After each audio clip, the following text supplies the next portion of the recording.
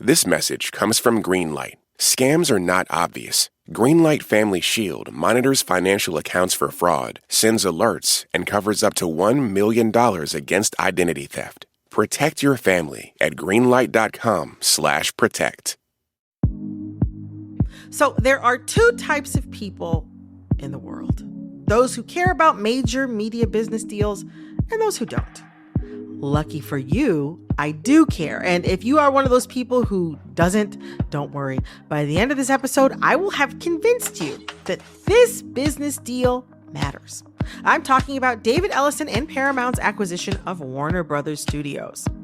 If you don't know who David Ellison is, think of his father, Larry Ellison, as someone akin to Logan Roy from HBO's Succession. Larry used his fortune to help David become a powerful media magnate, slowly but surely expanding his media empire, which now includes major franchises like Harry Potter and Mission Impossible. But he'll also now have ownership over CNN, CBS News, and TikTok should this deal officially go through. Now, that's a lot of influence. Are you okay with one family having that much control over the media you watch? Great question.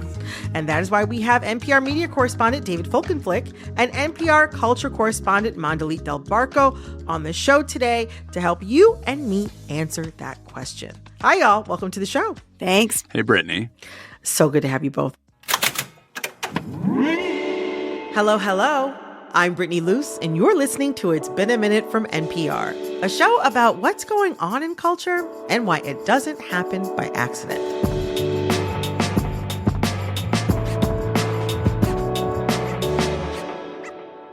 Okay, so David and Mandalit, why do you think everyone listening should care about this deal? What are the stakes in each of your minds? Mandalit, we'll start with you. Oh, well, thanks so much for asking.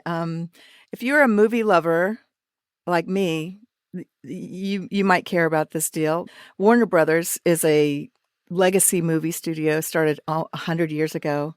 And it's like what David Ellison would get in this deal would be like the crown jewels of that studio. You know, Warner Brothers made the first talkie movie, The Jazz Singer. Toot, toot, tootsie, goodbye. Toot, toot, tootsie, don't cry.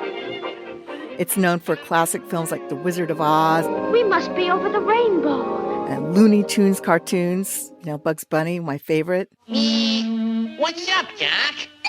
As you said, Harry Potter films, TV shows like Game of Thrones. And Turner Classic Movies. I'm a big TCM girly. Same. And all of that will belong to Paramount Pictures now, which was once a rival of Warner Brothers. You know, I interviewed the great-grandson of Jack Warner. Jack Warner and his brothers started Warner Brothers. They're the brothers in Warner Brothers. Yeah. This guy, Gregory Orr, he's a documentary filmmaker, and he worries that Ellison's team is going to slash jobs with massive layoffs, you know, and he told me that he worries that Ellison and his team won't do enough to protect that film catalog that his family started more than a century ago. The Paramount deal is like a shotgun wedding with your dumb cousin.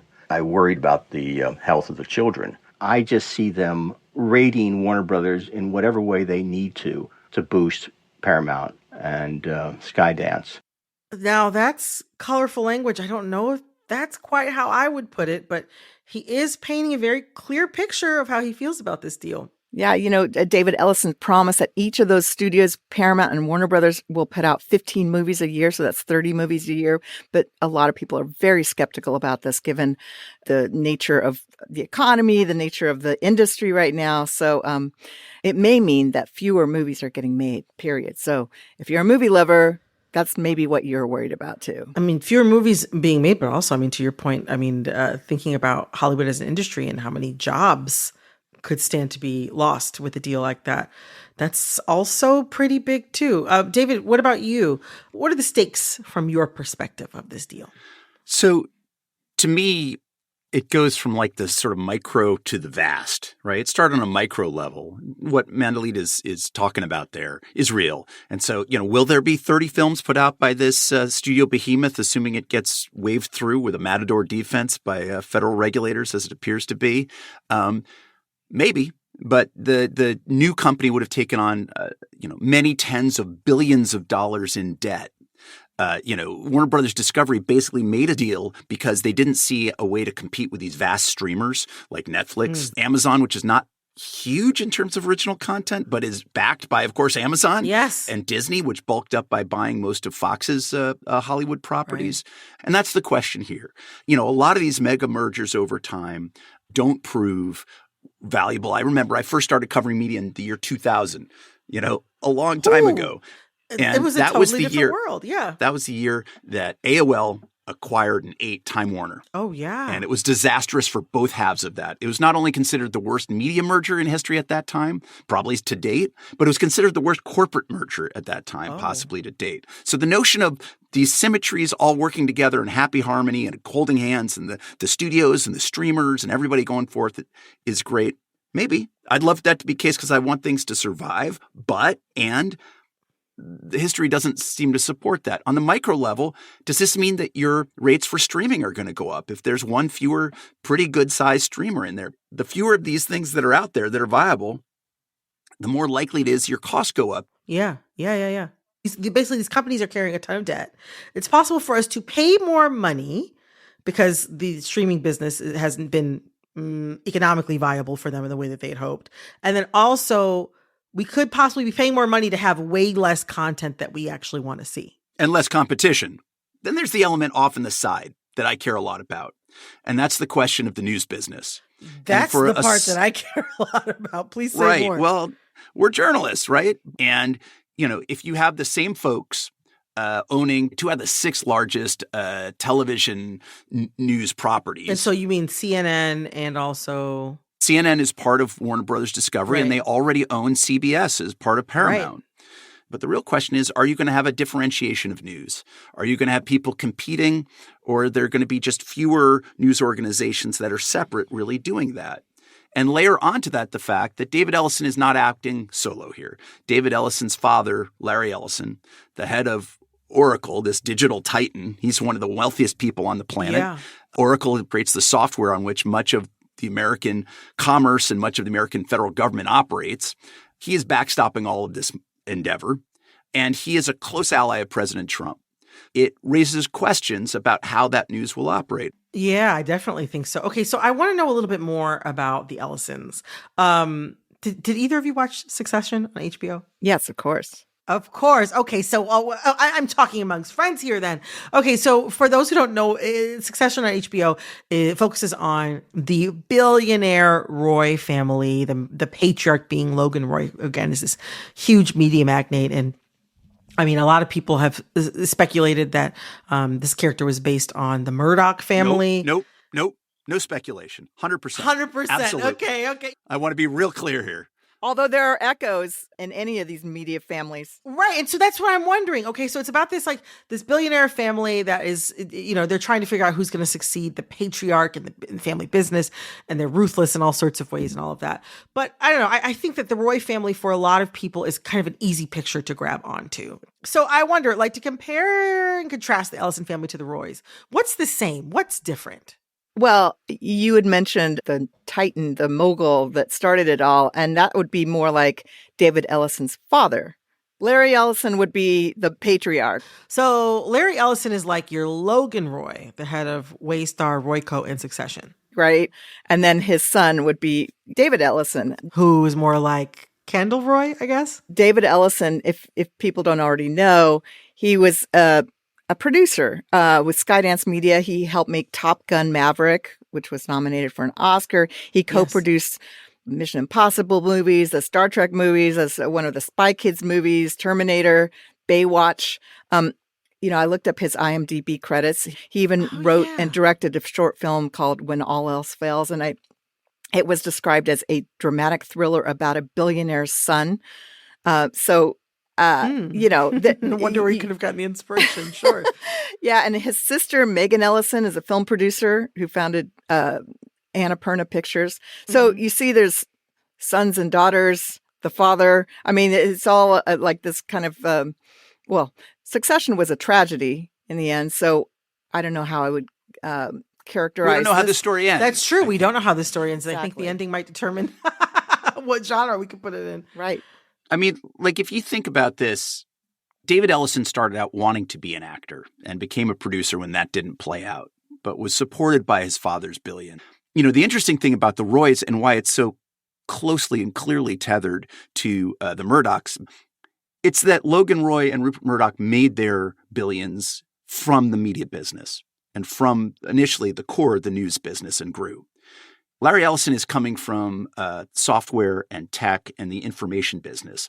And it does seem as though they are seeking to, in a very short period of time, through the acquisition of these twin studios, potentially these two news organizations, right? These vast entertainment holdings and new platforms that is streaming, but also layering that with their controlling stake in the domestic version of TikTok and having the software giant of Oracle really extending the frame and the aperture of what media is and what our understanding of their control is. You know, one former executive at CNN made the case to me, who himself is now an investor in certain kinds of new media operations, that in some ways the data and the behavior is going to be the most interesting part of it for Larry Ellison. That is, if you're watching a movie on one of his streamers and you can also tell what acquisitions or purchases they're making online and connect it with their demographics and their psychographics and how people behave, suddenly you're going to be able to build a model and understanding of this particular consumer that you may be able to wrap up and sell to commercial operations that want to understand the American consumer best, because people spend a ton of money to do that. So that's the kind of question that's being raised here, so far unanswered. You know, David Ellison is presenting as wanting to be just the biggest Hollywood mogul he possibly can in sort of a conventional way that happens to be in a digital era. His father's behavior and investments suggest otherwise. Coming up, a lot of people have just quit the business entirely. So question is Hollywood dead? Is it too late to bring it back? Stay with us. This message comes from Babbel. Babbel's conversation-based language technique teaches you useful words and phrases to get you speaking quickly about the things you actually talk about in the real world, with lessons handcrafted by over 200 language experts and voiced by real native speakers. Start speaking with Babbel today. Get up to 55% off your Babbel subscription right now at babbel.com/NPR. Spelled BABBEL.com/NPR. Rules and restrictions may apply. Okay, so wow. There's these huge stakes that stand to affect things for a lot of us, whether that is like the way we consume news or what it even sounds like, what it's covering, where it's coming from, to possibly the price of our streaming services, to possibly what movies we can watch on streaming, or even how many or what movies get made and end up in theaters every single year. But in so many ways, when we're talking about this deal, I think something that might be getting lost a little bit is the industry of working in middle-class people working in film and TV who've been able to support themselves for decades on a certain kind of work that we have seen for so many reasons, because of COVID, because of, union strikes, has been drying up or has changed significantly. How would you characterize the industry post-COVID and post-strikes? Like, can this industry afford another round of cuts like we might see if this deal goes through? I don't think any industry can afford any more rounds of cuts. But if you ask me, a lot of people actually have told me that they wonder if Hollywood is dead, or it's at least on life support. I mean, Hollywood as we have known it in the past. And as David mentioned, the media landscape has changed. I mean, the way we get entertainment and news has changed. It's not the same as before. And all those people who work in the industry, it's not just those A-list actors, but it's and directors. It's like the writers and the crew members and the people who do craft services, the Teamsters, and all the businesses who depend on the people working in these businesses. I covered those writers and actors strikes in 2023, after they tried to negotiate their contract with the major studios. One of the sticking points was over the use of AI, and that issue has not gone away. In fact, it's growing, it seems to me. The production of film and TV shut down for months, and the COVID-19 pandemic also shut down the industry for a long time. So the industry has not rebounded yet from all those. And now we have these corporate mergers that have put into question what else is going to be produced. If we're talking about the entertainment side of things, 3 years later, the unions are negotiating once again for their contracts.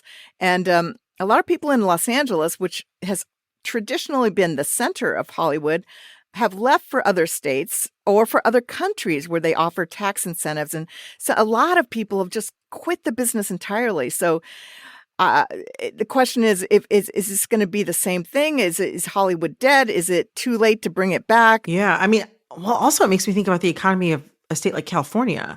Obviously, there's more than one industry that powers the state economically and politically. But Hollywood is major in that. And if people are wondering if that industry is dead, that seems pretty consequential. I've seen data that indicates that the number of people who watch YouTube is much larger than the number of people who watch any one streaming service. So I'm not surprised that the Ellisons would want to get the kind of robust user data from customers watching their various media properties so they can have more of an edge over their competitors. But I think that part of why that dynamic raises so many questions for people is this family's relationship to President Trump.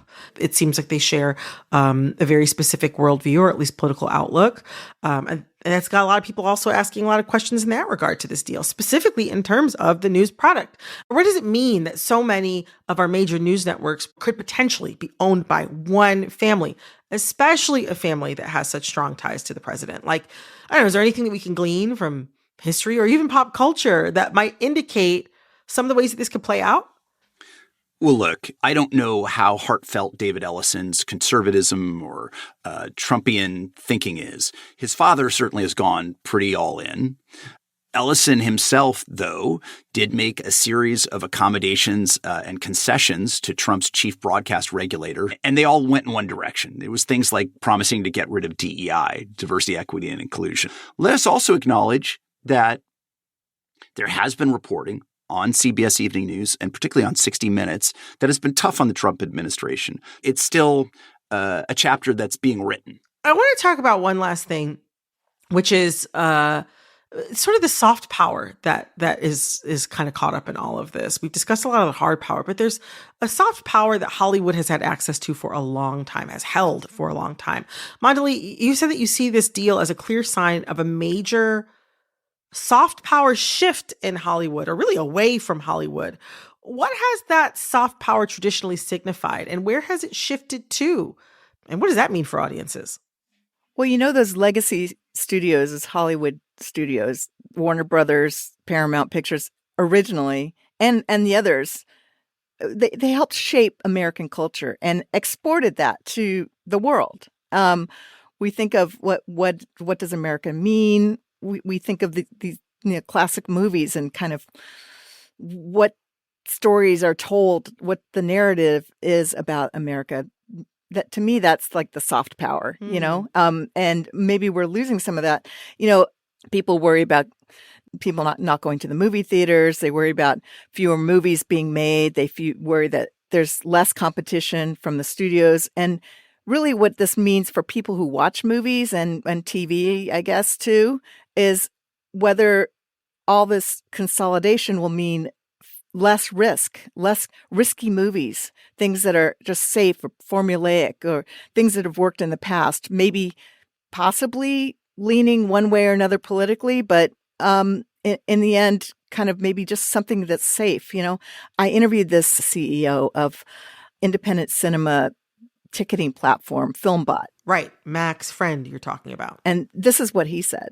The concern is that we're going to see less of that risk-taking, less of that experimentation, and less of that embracing new directors, new filmmakers in the future. And it's really important that there are studios that are funding and supporting, cultivating that kind of work. Brittany, this past week, we saw Warner Brothers hugely successful at the Oscars, if not the box office. One battle after another, Sinners, and even Weapons. those are the kind of movies that Warner Brothers took a risk with in their storytelling. And the question is whether David Ellison will want to take those kind of artistic risks, or go what makes the most at the box office, or whatever's left of it, Top Gun 3, 4, 5, and 6. The storytelling, right? This what stories do we tell about our country from our country? And so, are we going to just let one family control all of it? Oh, that is a very good question. And I guess we'll find out to see if or how this deal goes through. But thank you both so much for laying out the stakes here. Like I said, I think a lot of people might read those headlines and think, what does this have to do with me? It turns out a lot. So, oh my gosh, Mandalit, David, thank you both so much. You bet. Thank you. That was NPR media correspondent David Folkenflik and NPR culture correspondent Mandalit Del Barco. This episode of It's Been a Minute was produced by Corey Antonio Rose. This episode was edited by Nina Patak. Our supervising producer is Barton Girdwood. Our VP of programming is Yolanda Sanguini. All right, that's all for this episode of It's Been a Minute from NPR. I'm Brittany Luce. Talk soon.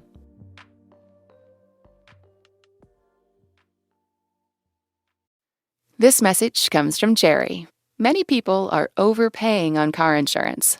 Why? Switching providers can be a pain. Jerry helps make the process painless. Jerry is the only app that compares rates from over 50 insurers in minutes and helps you switch fast with no spam calls or hidden fees. Drivers who save with Jerry could save over $1,300 a year. Before you renew your car insurance policy, download the Jerry app or head to jerry.ai/NPR.